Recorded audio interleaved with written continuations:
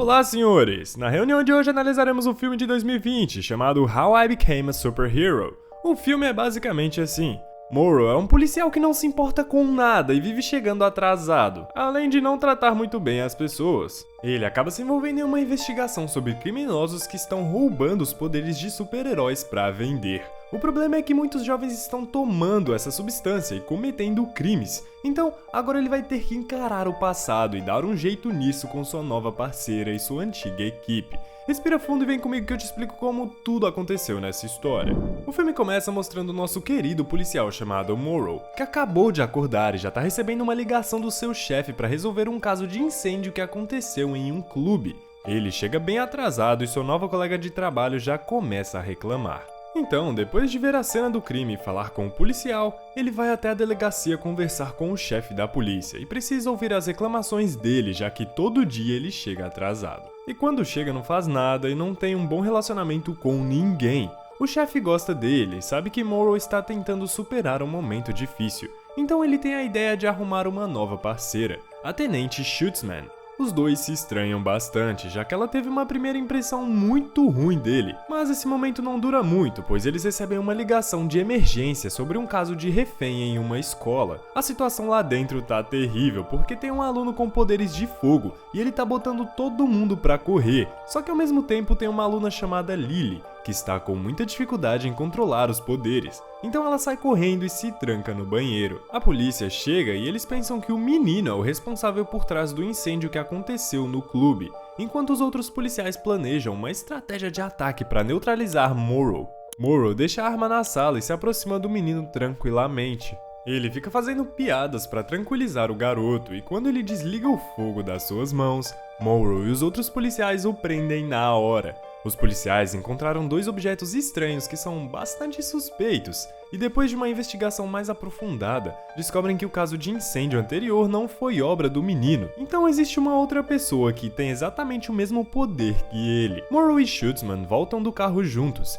e eles fazem teorias sobre os dois casos procurando a ligação entre eles. Mas, do nada, Morrow pede para ela parar o veículo, então Schultzman diz que só pode parar ele lá na frente. Por conta disso, Morrow sai do carro em movimento, assustando ela. Vamos para outro lugar e vemos que um adolescente está vendendo alguns objetos estranhos. Aqui é revelado que o objeto estranho é uma substância proibida que pode dar superpoderes às pessoas, e os adolescentes estão comprando muito, ou para se divertir ou para se vingar de quem faz bullying. Enquanto isso, Morrow se encontra com seu melhor amigo Henry, que no passado era um super-herói muito conhecido no país, chamado Monte Carlo. Ele fazia parte de um trio e os outros dois super-heróis eram Calista e Gigaman. A equipe se chamava Pack Royale, só que por conta da idade ele abandonou a carreira. Os dois se conheceram há muito tempo e trabalharam juntos em muitos casos e continuam próximos até hoje. Morrow trouxe comida, lavou a louça, as roupas e toda a casa. Quando estão jantando, ele pede a ajuda do Monte Carlo para resolver aquele caso de incêndio. E depois de pegar algumas informações sobre o poder de fogo, ele aponta um homem chamado Braceiro como um possível suspeito. Morrow decide ir atrás desse braceiro na mesma hora, e Monte Carlo quer levá-lo até a porta. Então ele se teletransporta para lá e quase cai no chão, pois não tá conseguindo se manter de pé. Então Morrow pergunta se ele tá tomando os remédios, e ele mente dizendo que sim, quando claramente não está. A cena corta para um garoto indo até um lugar dizendo que quer falar com um cara chamado Naja. E descobrimos que ele é quem lidera a base de pesquisa que produz aqueles frascos que dão poderes para os outros. No dia seguinte, a polícia realizou uma reunião sobre o caso do incêndio, e Morrow conta para todo mundo sobre o braceiro, fazendo o foco da investigação ir para ele, e Braceiro sendo nomeado como principal suspeito. Assim, o chefe da polícia direciona imediatamente todas as equipes para procurar ele. Depois disso, Monte Carlo liga para Morrow para dizer que no momento o Braceiro está trabalhando em um restaurante em Paris. A cena muda para Calista, que fazia parte do trio, mas agora trabalha como professora de basquete. Ele tem o superpoder de ver o que acontecerá com uma pessoa no futuro. Ela vê que um de seus alunos será espancado depois que sair da aula e dá dinheiro para ele pagar a dívida. Em seguida, Morrow aparece e pergunta para ela sobre o Braceiro. Ela diz que conhece ele muito bem, pois ajudou a se recuperar depois de ter sido preso. Então, Morrow pede sua ajuda para encontrá-lo, mas infelizmente ela recusa. Ele não desiste e continua sua investigação com Schultzman. Mais tarde, eles vão ao hospital, onde as vítimas do incêndio estão sendo tratadas.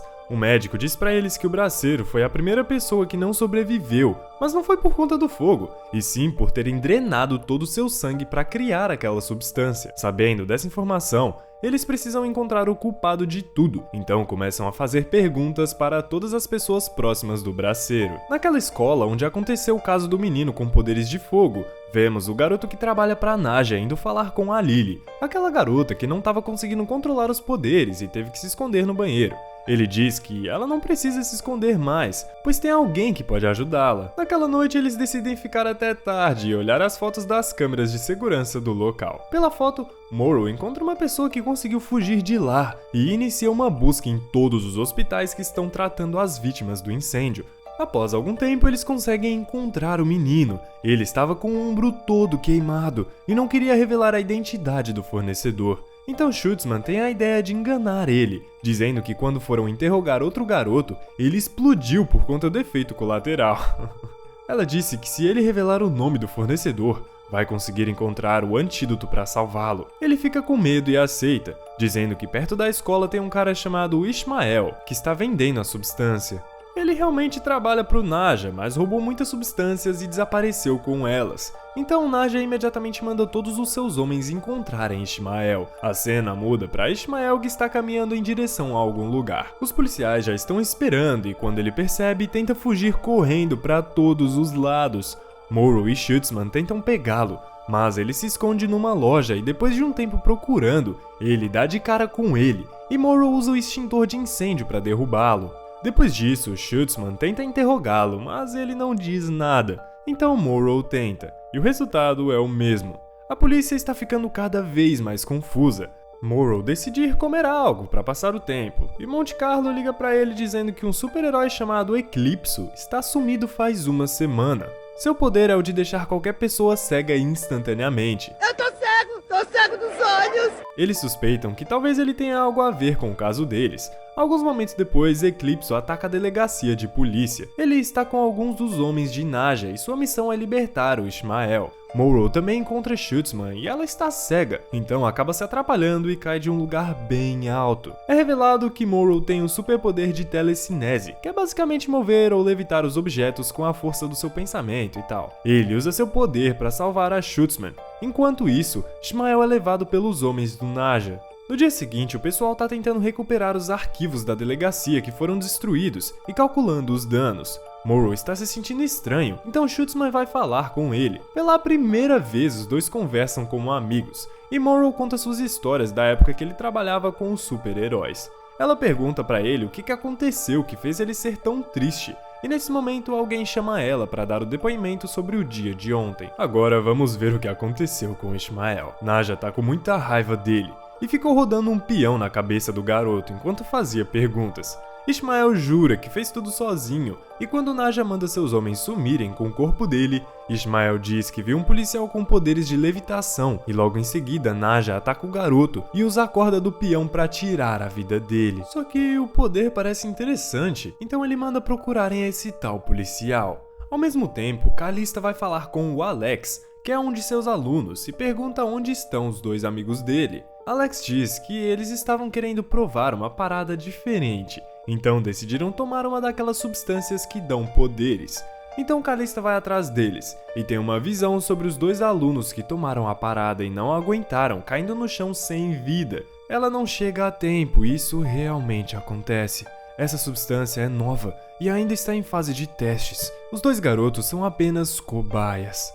Eles receberam de graça e o garoto que entregou para eles foi embora logo em seguida.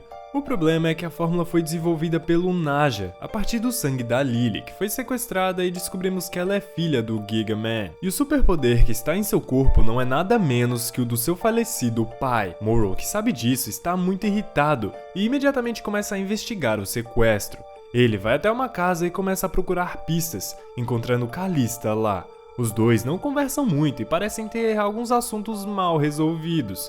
Infelizmente, no meio da investigação, ele é sequestrado por alguns dos homens do Naja. Enquanto levam seu corpo desacordado para o carro, Calista e Schultzman estão escondidas prontas para impedir, mas o poder de Calista ativa, e ela vê que Morrow vai usar seus poderes dentro do carro, então continua escondida. Aquilo realmente acontece. Ele faz muita pressão na parte de trás e danifica o veículo. Nesse momento, Schultzman e Calista iniciam um novo combate com os sequestradores, mas um deles entende a situação e dispara contra o peito de Morrow 3 vezes antes de ir embora. Novamente, ele usa seu poder para remover as balas para que o processo de cicatrização possa ser mais rápido. Elas levam ele até a casa do Monte Carlo para ser tratado lá. Calista explica para Schultzman que Morrow também já foi um super-herói do Pack Royal, mas houve um acidente que os separou. Há muitos anos atrás eles encontraram Morrow durante uma missão, e ele parecia promissor, então Giga Man decidiu colocá-lo na equipe. Eles fizeram algumas missões juntos na época. Morrow ainda não conseguia controlar totalmente seus poderes e cometeu um grande erro jogando um bloco de metal num tanque de gasolina, criando uma explosão e tirando a vida do Giga Man.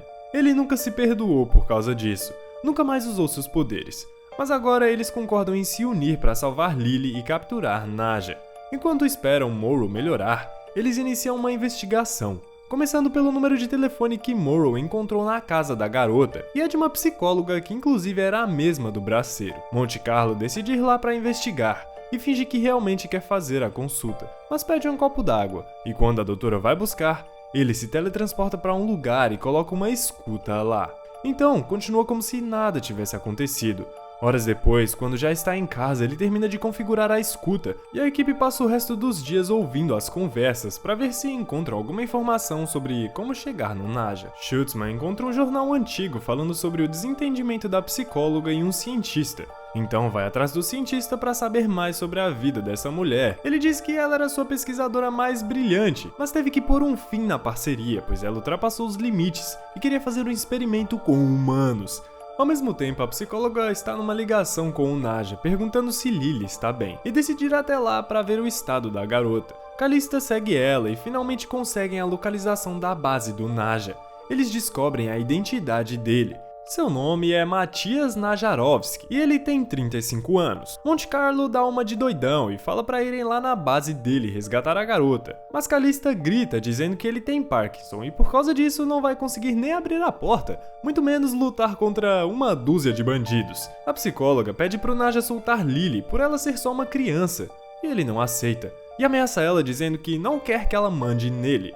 Então fala pra mulher analisar a garota e mantê-la viva no máximo de tempo que puder. Voltando para a casa do Monte Carlo, Morrow está quase acordando e vemos que várias pessoas estão cometendo roubos e atacando lugares com os poderes que recebem das substâncias, e a psicóloga denunciou Naja para a polícia, então provavelmente em breve vai aparecer por lá. Schultzman diz que vai ser um massacre e precisam impedir isso de alguma forma, então na manhã seguinte, Naja acorda todo mundo desesperado, mandando eles pegarem as mercadorias e saírem correndo de lá. Ele injeta um soro na Lily e vai embora com ela, enquanto os homens tomam a substância para lutar contra os invasores. Schultzman, Monte Carlo e Calista aparecem e começam a lutar contra eles. Os três estão em desvantagem, pois não têm nenhum poder ofensivo, enquanto os bandidos estão soltando raio para todo lado. Só que eles conseguem se virar muito bem, pois a dupla tem muita experiência lutando contra gente assim. Naja está fugindo com Lily, mas se depara com Morrow controlando um bloco de cimento pronto para jogar nele, mas fica com medo e desiste. Isso cria uma abertura para o Naja tomar a substância e tacar um raio nele. A situação da equipe começa a se complicar. Schultzman é pega de surpresa e depois de muita porradaria ela consegue vencer. Monte Carlo vai parar um dos bandidos e acaba se teletransportando para um monte de ferramentas, quase se ferindo. Morrow pega uma placa para usar de escudo e vai correndo até Naja enquanto toma uma rajada de raios. Naja acaba se distraindo quando Lily ativa seus poderes e Morrow dispara a placa contra ele. Presta atenção nessa parte aqui que é muito frenética, então fica ligado. Depois que Naja está no chão, Morrow vai até lá e espanca ele, mas Naja o acerta fazendo Morrow cair no chão. Lembrando que ele ainda não se recuperou dos ferimentos, então Schultzman foge com Lily, mas Naja vai atrás, então Morrow sai correndo usando seus poderes e agarra ele, levando o vilão lá pro céu e finalmente o pesadelo acaba, pois o corpo de Nadja não aguenta tanto poder e se explode. Inicialmente, as pessoas pensaram que a explosão também tinha acabado com o Morrow, mas felizmente ele sobreviveu. Dias depois, vemos nos jornais que todos querem saber a identidade daquele cara que derrotou o Nadja. As pessoas estão chamando ele de Titã.